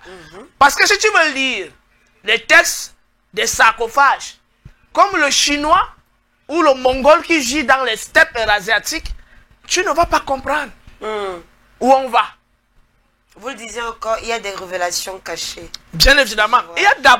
Il y a d'abord la nature, l'environnement. Il y a le peuple qu'il faut connaître. Il faut connaître le lieu géographique où ce peuple s'est développé. Quels sont les éléments, les végétaux qu'on retrouve là? Quels sont les minéraux qu'on retrouve là? Et quel est l'impact que les astres ont à cet endroit particulier? Cet endroit lui-même émet quel type de vibration? Le peuple qui vivait là s'appelle comment? Il se nourrissait comment? Il parlait quelle langue? Et entre eux, comment étaient-ils organisés socialement parlant? Quelle vision ils portaient? Quelle était leur vision du monde? Ça, c'est le préalable pour étudier un texte sacré. Il y a d'autres éléments maintenant. Il y a l'évolution de leur histoire. Parce qu'à un certain moment, ils faisaient ça. Après, ils ont dû améliorer pour commencer à faire ça autrement. Parce que si tu as une connaissance figée, où tu dis que non, je connais déjà comment il est, alors que tu oublies que même les rituels sont dynamiques. Mais il y a un fond qui reste vrai, qui reste stable. Parce qu'il y a une dialectique entre l'être et le devenir. L'être et l'existence. L'être et le temps. Donc, il y a une source, une loi fondamentale qui reste, mais il y a des variations dues aux facteurs temporaires et aux facteurs climatiques, géographiques, qui peuvent varier d'un moment à l'autre, etc., etc. Donc, il faut tenir compte de cet élément. Il faut maintenant entrer dans le fondement même de la pensée de ce peuple-là, notamment le peuple négro-africain. Si tu ne connais pas la logique totémique du peuple négro-africain, tu auras beau connaître la langue que parlaient les anciens Égyptiens. Tu auras beau connaître le lieu géographique où sont développés ces gens. Tu auras beau connaître ce qu'ils avaient l'habitude de manger. Tu auras beau connaître, j'ai déjà parlé de la langue, leur mode vestimentaire. Mais si tu ne connais pas la logique totémique, tu es perdu. Tu ne peux pas lire les textes des sarcophages. Tu ne peux pas lire les textes des pyramides. Tu ne peux pas lire le livre de sorciers à la lumière, le livre des morts. D'animaux, plein de symboles. Oui, je te dis, je suis le taureau de la mentille. Je suis le faucon de ceci. Oui. Tu sais que c'est quoi? On parle de quoi? Tout à fait. Voilà. Je suis la cuisse, l'autre, je suis la main, je suis le bras. Hein? Voilà. L'œil de l'autre s'est blessé. Tel est venu guérir l'œil. Il s'agit de quel œil? Il s'agit de quoi au fond? Donc il y a tous ces éléments dont il faut tenir en compte pour entrer dans la compréhension d'un texte sacré. Et comme ce n'est pas donné à tout le monde de connaître ces choses, parce que pour connaître la logique totémique, ce n'est pas seulement les livres. Il faut être un initié. Ou les symboles. Oui. Il y a le symbolisme aussi qu'il faut maîtriser. Parce que le symbolisme diffère d'un lieu géographique à un autre lieu géographique. Ici, on peut utiliser ce symbole pour faire ça. Mais quand tu arrives ailleurs, le même symbole, peut-être là-bas on l'utilisait inversé, là-bas on l'utilise à l'endroit. Là-bas on l'utilisait à l'envers, ici on l'utilise à l'endroit. Donc il y a aussi le risque d'inversion des pôles, des symboles, de manipulation des symboles, de déformation des symboles. Parce qu'il y a aussi la question, dans le symbolisme, il y a la dénaturation par le processus d'inversion des pôles. La dénaturation par le processus de déformation des symboles. À ce niveau-là, c'est très grave. Oui. C'est comme si on prononçait une formule magique à l'envers. Ce qui est même plus grave, c'est l'inversion des pôles. La deuxième chose, c'est la déformation des symboles. Et qui implique donc l'usage. Évidemment. Et dans cet usage, les adjuvants, les éléments qu'on utilisait, les ingrédients qu'on utilisait pour accomplir un rituel avec ce symbole, changent donc. Ça pouvait être des essences végétales. Après, on commence à utiliser le sang humain. Parce que le symbole est déjà inversé. C'est ça. Donc, il y a tous ces risques-là. Donc, il y a le symbolisme, il y a la logique totémique, il y a la langue, il y a l'environnement, il y a les habitudes alimentaires, les modes vestimentaires, il y a la dynamique historique même de ce peuple. Hein, comment de telle période à telle période, ils ont introduit quelque chose de nouveau. Est-ce que c'est culturel, oui, est-ce que c'est oui, et ça aussi il faut un questionnement. Est-ce que ce qui a été introduit de nouveau est toujours en conformité avec les principes divins, de base, avec les principes divins? Parce que parfois aussi, on peut initier des rituels diaboliques et sataniques, et ceux qui viennent après viennent perfectionner ça. Et ça devient positif. C'est-à-dire on enlève ce qui était négatif, on crée maintenant un autre champ de force qui améliore les choses. Ça pouvait être divin à la base, ça devient diabolique après. C'est pour ça qu'on demande aux gens de ne pas se contenter à faire un rituel parce qu'ils ont lu ça dans un livre. Très bien. Il faut connaître la typologie des rituels, l'évolution des rituels. Est-ce que ces rituels sont en conformité avec l'ordre divin, avec la promotion de la vie, la perpétuation de la vie, la santé pour tous et la prospérité pour tous? Est-ce que ce rituel n'a pas été utilisé à but individualiste? Et les éléments qu'on utilise pour ces rituels visent à donner, à conférer un pouvoir égoïste et égocentrique aux individus et un pouvoir destructif et dévastateur. Non seulement de la communauté de l'individu, mais même de l'extérieur. Au point où chaque fois que cet individu arrive quelque part, il représente un danger. Un danger. Donc nous avons ces problèmes-là. Tout à fait. Donc c'est pour ça que l'initiation n'est pas un jeu d'enfant. Et je déconseille aux gens, à tous ceux qui veulent faire, de brûler les étapes, parce que toute initiation où on utilise les raccourcis, on te dit que pour faire ça, tu peux faire ça pendant 2 ans, mais en faisant comme ça là, en une journée, tu as le résultat. Je dis non, je décourage les gens à faire ça. C'est justement ces initiations par raccourci qui ont conduit les gens à sodomiser les autres, à boire le sang humain, à manger le cerveau des gens, à manger les yeux des gens, ou à amplifier leur vue avec les vues des autres, à manger les clitoris, à manger les seins, les fœtus et tout ça. C'est ce genre de raccourcis qui ont conduit les gens. Mais plein le fond, ils ne changent rien, ils finissent toujours par mourir. Le problème même c'est quoi? C'est que tout rite initiatique ou tout rituel qui est basé sur ce qu'on appelle les raccourcis entraîne toujours des conséquences néfastes.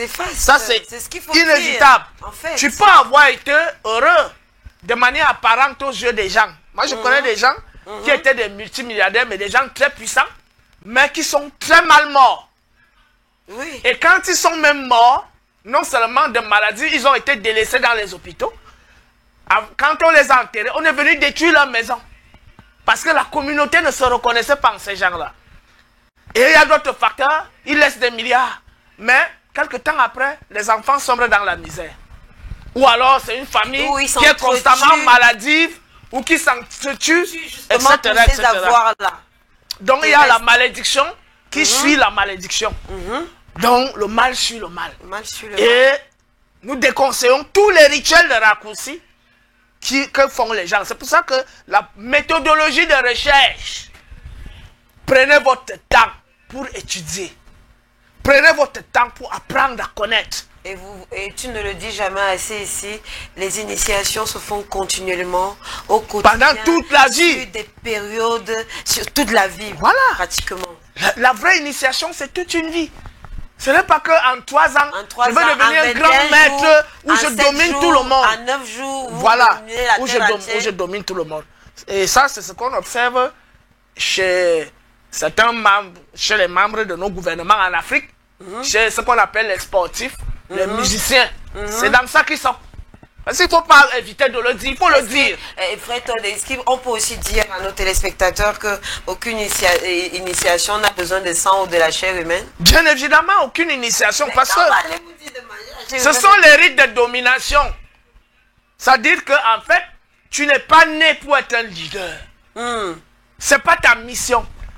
Et ils ne sont pas différents. D'ailleurs, ce sont les mêmes gens. Ce sont les mêmes gens qui volent les étoiles des autres. Oui, tu n'as pas l'étoile. Oui. Il n'a pas. Oui, qui vient, il prend l'étoile, il donne à son enfant. Voilà, ce sont les mêmes gens. Oui. Les mêmes gens qui volent les étoiles, ce sont les mêmes gens qui boivent le sang humain, ce sont les mêmes gens qui mangent la chair humaine, qui mangent les organes humains, qui fument les os, les ossements humains. Ils fument ça comme la cocaïne. Voilà, les mêmes gens. Donc on appelle ça les initiations septiennes. Les initiations osiriennes, c'est les initiations qui passent par le processus naturel, évolutif, continu, en accord avec les lois de Maat, la vérité, justice, harmonie divine. Donc, pour terminer avec les textes sacrés, nous avons donné l'opportunité à beaucoup qui n'ont pas fait les études dans le domaine que nous avons fait et qui n'ont pas encore commencé les initiations par lesquelles nous sommes passés, de se prononcer pour qu'ils puissent entrer dans la compréhension profonde de nos textes sacrés. Il y a déjà 2 ou 3 personnes qui se sont prononcées. Il y a le frère Nikez Makba en Angleterre, il y a une sœur basée en France, il y a, je crois, une 3e personne qui est ici sur place, qui va aussi étudier les textes sacrés. La porte est ouverte à toutes les sœurs et à tous les frères qui veulent étudier ces textes sacrés. Et le contact de ton abonné, et c'est ça qui est au bas de l'écran, c'est un numéro WhatsApp. Donc toutes celles et tous ceux qui veulent étudier les textes sacrés peuvent passer par ce numéro. Donc, il en va de même dans d'autres champs d'études et d'exploration, l'ethnologie, l'anthropologie, la biologie, la physique, la chimie. Il y a les outils de recherche, l'égyptologie, bon, voilà, effectivement. Il y a les outils de recherche. Parmi les outils de recherche, l'outil fondamental, c'est la perception, l'intuition. Après, maintenant, cette perception et cette intuition qui nous conduit, on peut donc utiliser d'autres adjuvants, tels que les microscopes, les bistouris, les roues pour creuser la terre, les sondes, les... comment on appelle ça? Les boussoles, hein, ou alors les détecteurs de métaux, etc., etc. Donc, mais à la base, c'est la vision que nous nous donnons de la recherche. Quels sont les buts que nous voulons atteindre? Et ces buts sont-ils en conformité avec l'intérêt général, avec l'intérêt collectif? Ou alors c'est parce qu'on veut s'enrichir seul, ou alors parce qu'on va assumer son autorité au-dessus des autres. Parlons donc de la notion d'intuition qui est la clé fondamentale dans la recherche. Il y a plusieurs niveaux d'intuition. Il y a l'intuition naturelle que tout le monde a. C'est-à-dire tout le monde sent un danger.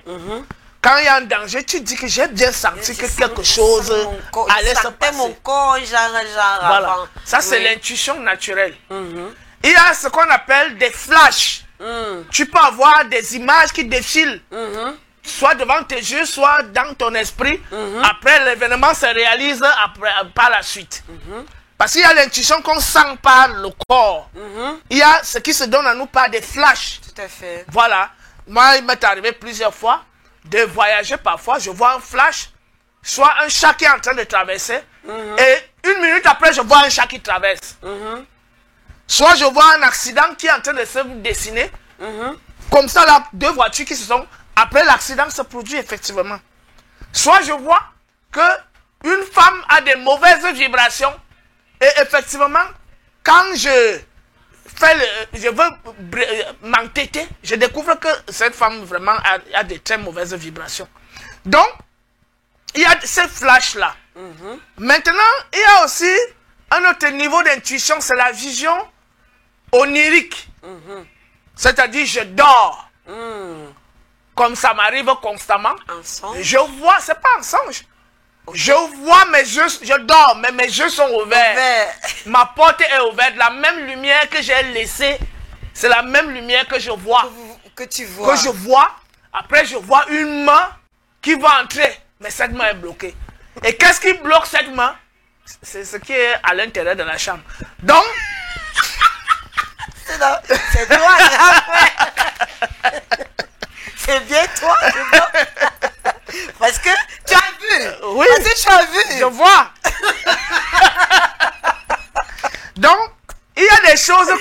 qui sont un peu compliqués, donc. Mais qui sont réels. Qui sont vécus. Oui, donc, il y a maintenant l'intuition aussi ordinaire ou des idées viennent à nous. On était en train de réfléchir sur quelque chose. On n'avait jamais pensé à ça auparavant. On n'a jamais vécu ça auparavant. Après, boum, l'idée vient, ça ouvre la porte. La solution est là. On appelle donc des vibrations divines qui viennent vers nous. Des clés qui viennent ouvrir la voie à une nouvelle dimension à être explorée. Très bien. Donc, il y a ce facteur de déclenchement. Les autres appellent ça la révélation. Encore que la révélation, c'est vague.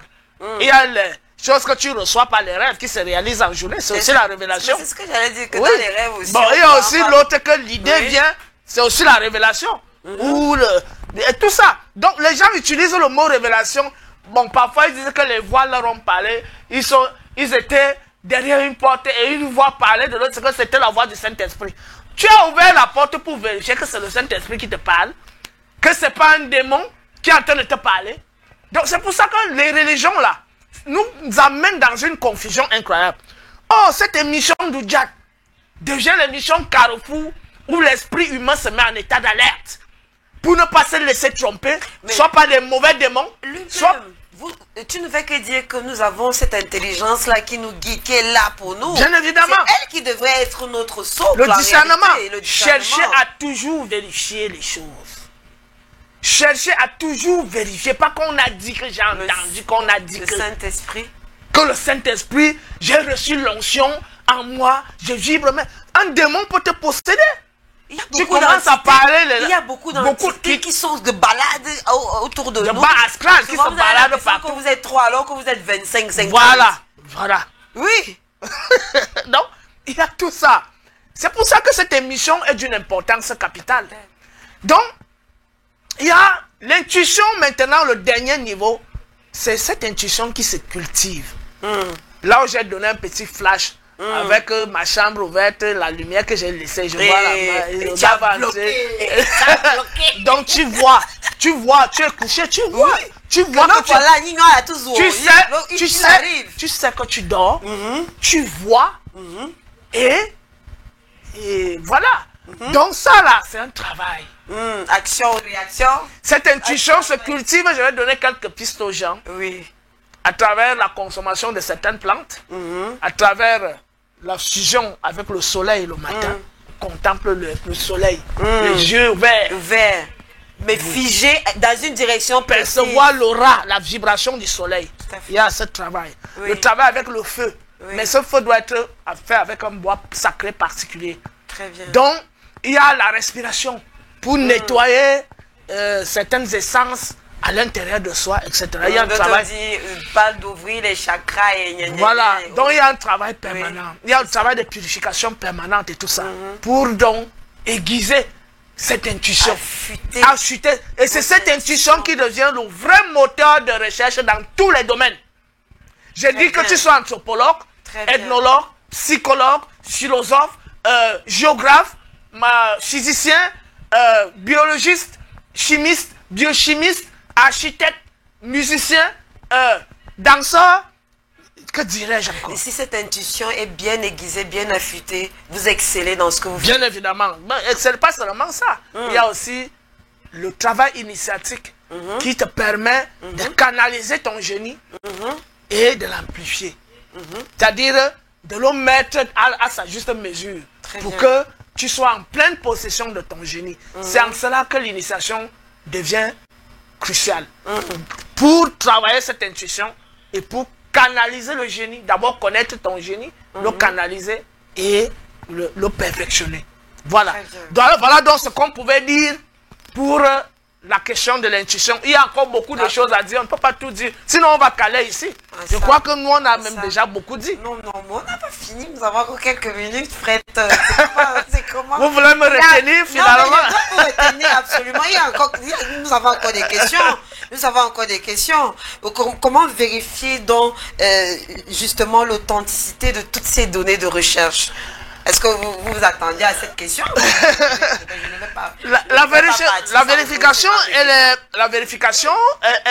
Au-delà de tout ce qui a été dit, comment donc vérifier vérifier la véracité, si vous voulez, Ouais. de toutes ces informations accumulées? Comment savoir qu'elles sont de la bonne connaissance ou du bon savoir?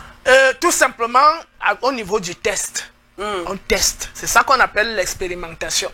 Au-delà de l'expérience empirique où on est en contact avec les choses, Très bien. quand on a fini par saisir les essences des choses et qu'on veut faire usage, par exemple, de l'essence d'une plante ou d'une pierre ou alors de l'eau ou du feu, l'efficacité et l'opérationnalité se vérifient au niveau de la réalisation de ce que nous voulons Très bien. et de la satisfaction que notre sollicitant ou notre patient, En clair du résultat. voilà, Le le résultat. résultat, on voit qu'effectivement, ça donne.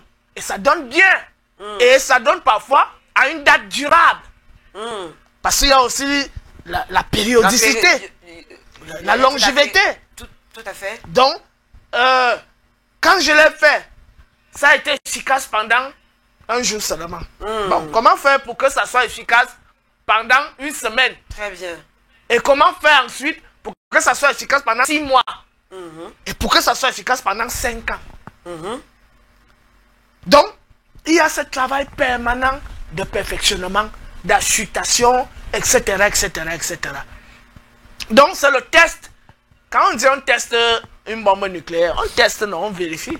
Si ça a explosé ou si ça n'a pas explosé. Oui, quand on dit que une femme nous aime, hein, la meilleure manière de tester la femme qui t'aime, je ne vais pas donner les secrets ici là. Parce que vous êtes les femmes sont là. Si elles commencent à dévoiler les secrets des hommes. Évidemment, nous allons le Non. C'est quoi aller Je dire? Non. préfère taire ça. Mais nous allons aider nos Ce sœurs, sont non, nos frère. secrets. Ce sont nos secrets. Non, faut tout nous dire. Non, est-ce qu'à direct, on ne ment pas? Télévision. C'est pour ça que je Ils dis, vous écoutent. toutes les vérités ne doivent pas forcément être énoncées d'emblée. Elles peuvent être énoncées Nous serons donc comment? périodiquement. C'est-à-dire qu'on dit une vérité, après on s'arrête d'abord. Ah, on va revoir prochainement. On va revoir prochainement. Tout de suite. Non. Sinon, ce n'est plus sucré. Ça devient justement sucré parce qu'on a encore la curiosité aiguisée, on veut connaître d'abord. Vous voulez nous faire comme si ATV nous faisait à un moment donné un petit épisode comme ça, 5 minutes, pour aller revoir l'autre épisode la semaine prochaine ou 2 semaines après. Et ça excite. C'est plus excitant comme ça. Oh là là. Est-ce que nous pourrons parler de la comparaison et de la confrontation justement ou la mise à l'épreuve des résultats, parce que ça aussi c'est un pan très important. Et c'est même en cela que consiste la vérification de l'efficacité et de l'opérationnalité du résultat de notre découverte. C'est-à-dire que pour vérifier que ce que nous avons, bon, c'est vrai qu'on a déjà testé, ça marche. On sait que c'est bon. Est-ce que ailleurs, il n'y a pas mieux que ça? Est-ce qu'à un certain moment, on ne va pas me traiter de plagiat, que j'ai plagié les autres? Très bien. D'où la nécessité de l'étude de ce que font les autres. Et maintenant, en étudiant, on reste prudent. Ce que font les autres, il faut qu'on sache ce que les autres mettent dedans. Parce que si c'est le sang humain qu'ils mettent dedans, on doit prendre nos distances vis-à-vis de ça. C'est clair. Si c'est la chair humaine qu'ils mettent dedans, on doit prendre nos distances vis-à-vis de ça. Parce qu'il y a d'autres moyens par lesquels on peut passer sans faire ça. Et ça a la même efficacité. Donc la confrontation implique aussi la critique, le recul critique. Et ça nous interpelle aussi à la modestie. À dire que forcément il y a un esprit brillant quelque part qui a utilisé le même procédé, mais qui a amplifié ça avec les éléments naturels, mais qui a quelque chose de plus puissant. Plus fort. Plus puissant. Et c'est en cela qu'on s'enrichit. Très bien. Parce que, et c'est en cela aussi que l'ouverture scientifique, la culture est importante. Parce que l'enfermement, c'est le plus, encore quand on parle de dynamisme de plus. Le dynamisme consiste à toujours puiser dans notre propre source, mais en confrontant aussi avec ce que les autres ont. Pour voir qu'il a ça, moi j'ai ça. Voyons un peu ce que ça donne. D'ailleurs, peut nous apporter aussi. Bien évidemment. Ajouter à ce que nous avons. C'est ça l'enrichissement entre les humains. Très bien. Donc, et ça, la richesse culturelle. La richesse culturelle. Très bien. Donc, il y a cette confrontation et ces tests pour mettre à l'épreuve ce que tu as découvert, ce que tu fais, et voir si non seulement c'est efficace, c'est capable de surpasser ce que les autres font. En ce moment, tu te mets donc dans ce qu'on appelle la compétition. Tu deviens compétitif. Tout à fait. Et quel que soit ton domaine, l'art, la médecine, l'architecture, la chimie, la biologie, etc., la technologie en général, on se retrouve donc avec un peuple qui est capable de proposer des choses face aux autres. Que voici ce que moi j'ai fait. Mais est-ce que nous sommes à ce niveau-là actuellement? Je dis non. Parce que nos écoles ne donnent pas l'enseignement que je donne ici. Voilà, il faut le dire de manière officielle. Mais pour nous, il faut des écoles spécifiques, frère. Oui, mais c'est pour ça que... Nous n'allons pas être difficiles pour le moment, puisque c'est une démarche de créativité et d'authenticité. Oui. Donc, il faut recadrer tout cela en réalité. Bien évidemment. Donc déjà, la première phase, c'est la culture des génies. Chaque génie doit être activé, canalisé et perfectionné dans son essence. Maintenant, l'art de la découverte, tel que je l'ai enseigné, je n'ai pas tout dit. Il ne faut pas que les gens disent qu'il dit que méthodologie de recherche, alors que nous, on connaît encore les méthodes de datation, les méthodes de sélection, les méthodes de ceci. Ne n'entrons pas dans les particularités des domaines. Mais je donne une méthodologie qui s'écarte même, qui intègre certaines approches académiques, mais qui donne une vibration fondamentale qui déborde les approches académiques. Ce qui nous servira réellement en réalité. Voilà. Donc, la confrontation, c'est la mise à l'épreuve, c'est l'évaluation de soi-même, de ses propres limites et de ce qu'il faut encore chercher à connaître pour perfectionner ce que nous sommes en train de faire. Super. Alors, un mot aussi sur la... Et par rapport au texte, parce que j'allais sauter cette partie-là, quand vous prenez par exemple l'édition, le livre des morts, l'édition du cerf, dont l'éditeur, il s'appelle qui? Introduction, traduit, commentaire par Paul Barguet, directeur de l'Institut d'égyptologie de l'Université de Lyon 2, professeur épigraphie, etc. Ça, c'est un élément très important que j'allais traverser. Très bien. Tout ce qui est dit, les livres sacrés de l'Afrique, en une langue, en français, en anglais, mais qui appartiennent à un paradigme, à une vision du monde. Ils vont lire le livre des morts d'après l'interprétation rosicrucienne, d'après l'interprétation maçonnique, d'après l'interprétation gnostique ou judéo-chrétienne, ce qui n'a rien à voir avec la pensée africaine. C'est pour ça que j'ai donné les éléments. Connaissez le peuple en question. La langue que le peuple... Tu dois connaître les médounétés, les hiéroglyphes. Tu dois savoir que c'est la langue des Bantous.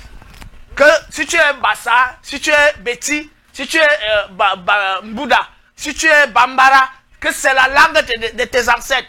Tu dois établir des comparaisons entre ce que les pharaons disaient et ce que tes ancêtres disent dans la langue là. Pour que tu comprennes l'enseignement dans ta culture africaine. C'est ça. Donc, arrêtons de lire les livres d'après les interprétations des égyptologues blancs, juifs, chinois, japonais, russes. Lisons nos livres sacrés sur la base de la vision africaine du monde. Ça là, c'était très important. Parce qu'il y a beaucoup de choses qui sortent là, beaucoup de livres qui sortent là. Surtout les gars de l'Amérique du Nord, là, les Noirs américains là. Tous là, c'est des francs-maçons. Donc quand ils parlent de l'Égypte, c'est l'approche maçonnique. Et il y a des kamites originaires du Congo, du Cameroun, machin, qui habitent actuellement en France, en Belgique, machin, qui lisent ces choses-là et ils disent que c'est ça l'Afrique. Nous disons, moi Tota Bondé, je suis en Afrique, je suis constamment dans les forêts sacrées, je suis avec les initiés locaux, je maîtrise les médiunétaires, je maîtrise le symbolisme, je maîtrise le totémisme, jusqu'à un certain niveau. Je ne peux pas dire que avec Tara Souzok, je peux parler de totémisme jusqu'à un certain niveau, mais quand il va commencer aussi à me donner certains cours, il dit que papa, ça va, tu es le maître. Hein? Voilà. Donc, il y a ça. Il y a des compétences que j'ai. Donc, mon père aussi a souvent besoin il est un très grand initié, il est aussi intellectuel, mais il n'a pas fait dans ce domaine. Donc, il parfois... Métaphysique? Oui. Donc, on peut se retrouver là, on cause là, mais ce n'est pas que je lui donne des leçons. C'est à travers les échanges, voilà. Et chacun sa chute. Il ne cesse pas d'apprendre. D'ailleurs, il l'a dit à la conférence. Tout à fait. La même chose avec le frère, Sa Majesté Hoïno Mambou, et les Mbombok avec lesquels je suis. Tout à fait. Quand j'arrive, je suis leur fils, mais il y a des choses aussi que j'ai dit, qu'ils intègrent, s'il faut réajuster, ils me disent que ici, là, c'est comme ça, voilà. J'ai dit que voilà, c'est que moi j'ai vu, etc., etc. C'est ça qu'on appelle la construction mutuelle. Et puisque tu soutiens que c'est un travail de recherche. Voilà. On parle aujourd'hui. C'est ça un travail de recherche.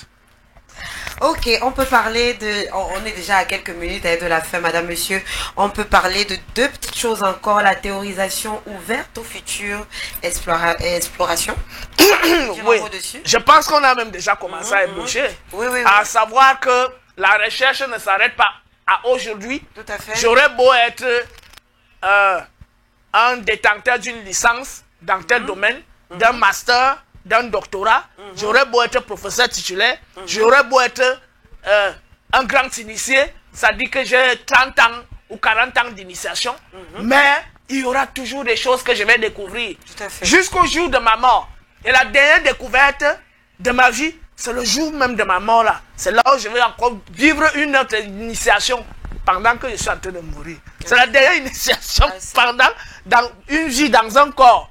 C'est le dernier niveau d'initiation dans une existence bien particulière. Donc, il y a cet apprentissage permanent, il y a cette quête permanente, il y a ce dynamisme, cette révision des savoirs, cette réénergification des savoirs, mais toujours à partir de notre source et aussi à partir de notre vision du monde et à travers aussi des confrontations, des révisions, etc., etc., des échanges avec les autres peuples. C'est dans cette mesure que le savoir devient donc une propriété de l'humanité tout entière. Très bien. Et il faut donc, par conséquent, rester ouvert d'esprit. Et c'est cette ouverture qui fait en sorte qu'à chaque fois, la nature nous révèle les secrets, ces secrets, permanemment, pendant le sommeil, pendant l'éveil, à travers les échanges avec les autres, la nature nous amène des bonnes personnes qui vont nous ouvrir de nouveaux champs de compréhension, etc., etc. L'ouverture est donc le fondement primordial. Tout à fait. Alors nous allons essayer de fermer cette autre édition avec l'ouverture à l'enseignement de la nature en termes de conclusion.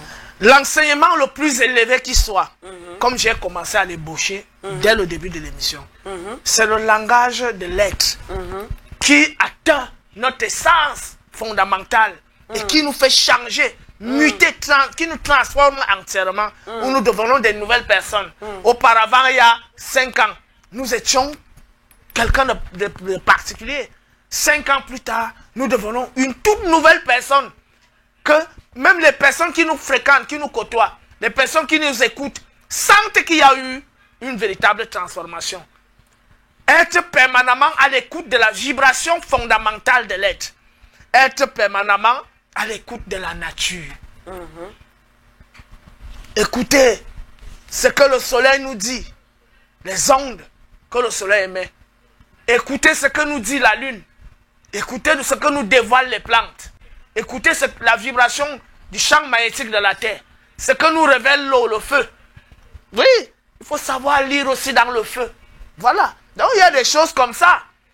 Il faut être en contact avec la vibration fondamentale de l'être et en contact permanent avec la nature. Et il faut aussi toujours savoir s'écouter soi-même. Cas pratique, qu'est-ce qu'on peut faire en pratique? Cas pratique, des bains de purification permanents avec, des plantes. L'hysope, le sel, le miel, le citron, etc. Vous conseillez de marcher pieds nus n'importe où? Oui, pas n'importe où. Il y a des endroits souillés. Très bien. On marche pieds nus là où il y a les roches.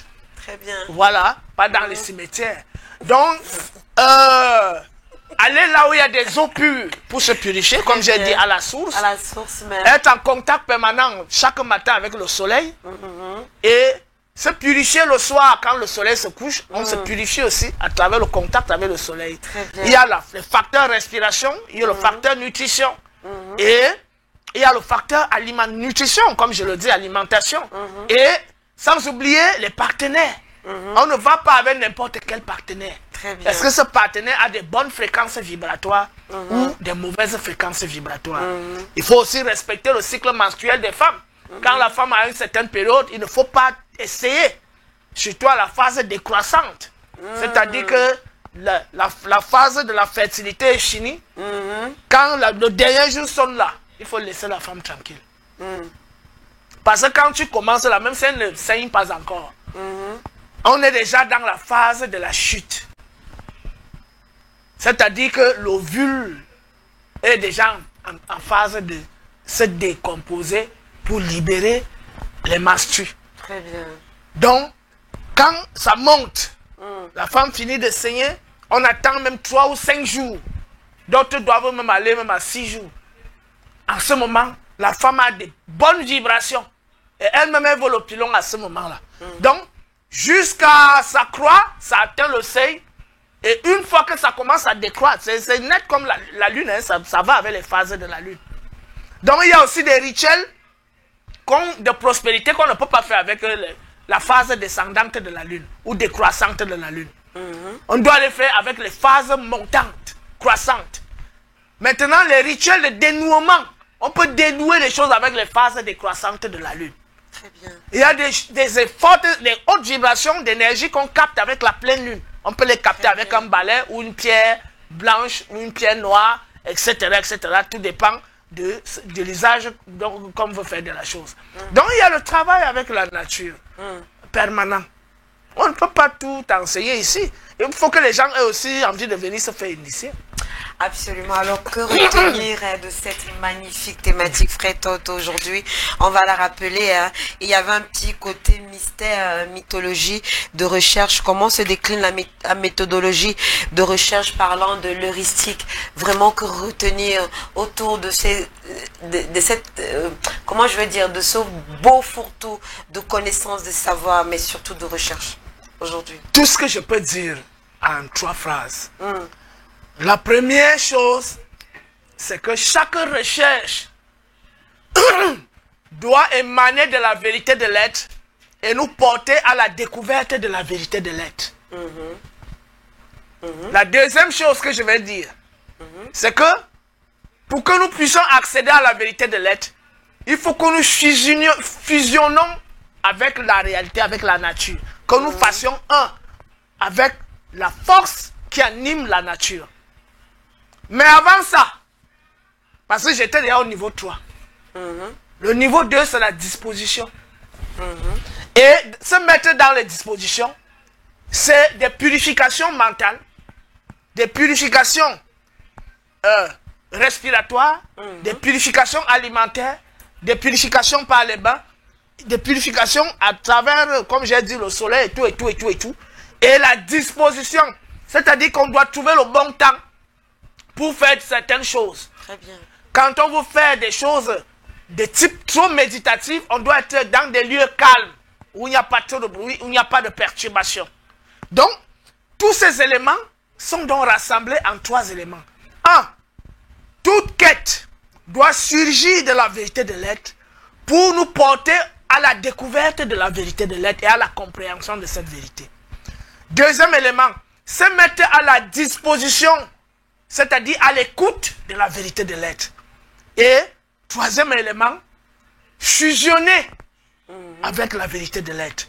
Et ce n'est que dans cette mesure qu'on appelle ce genre d'individus des personnes inspirées, douées, des personnes possédées par leur propre génie et infusées par la force de la nature qui les conduit toujours vers des découvertes de plus en plus sublimes et vers des dévoilements et des réalisations de plus en plus majestueuses. Hotep. Ah, c'est ce que nous sommes. J'ai envie d'applaudir pour la fin. Madame, monsieur, le chemin ne se découvre qu'à celui qui marche. C'est un proverbe éthiopien qui nous ramène à la recherche heuristique, justement, dont nous parlions tout au long de cette émission, qui demande de se mouvoir, d'expérimenter.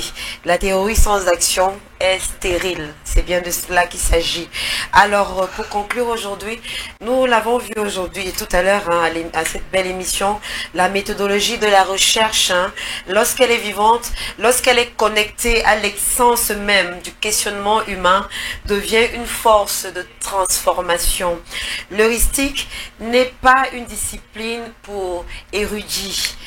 C'est un appel à oser chercher autrement, à ne pas se contenter des sentiers battus, à valoriser notre patrimoine africain en matière de savoir expérimental et surtout d'intuition africaine. Car oui, les sociétés africaines ont toujours pratiqué l'heuristique, elles ont toujours incarné justement ces rites-là, les proverbes, les savoirs et les expériences. Ce qu'il nous faut aujourd'hui, désormais, ce n'est pas que d'importer une science froide, mais c'est une reconnexion.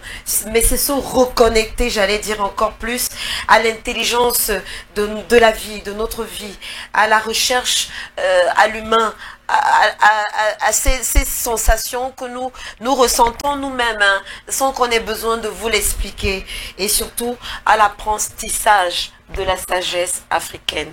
Au thé à tous et on se dit à très vite. Nous étions accompagnés d'une charmante qui va venir vous regarder. Venez rapidement, on est en train de partir. Elle va vous faire un coucou et dire son prénom pour vous. Son nom.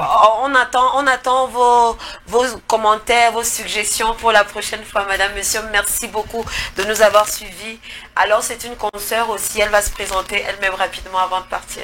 Je suis Sandrine Oumba, je vous dis, restez scotchés sur Kemet TV. Otep, elle nous dit Otep à tous. Otep à tous. Et à très vite, madame, monsieur.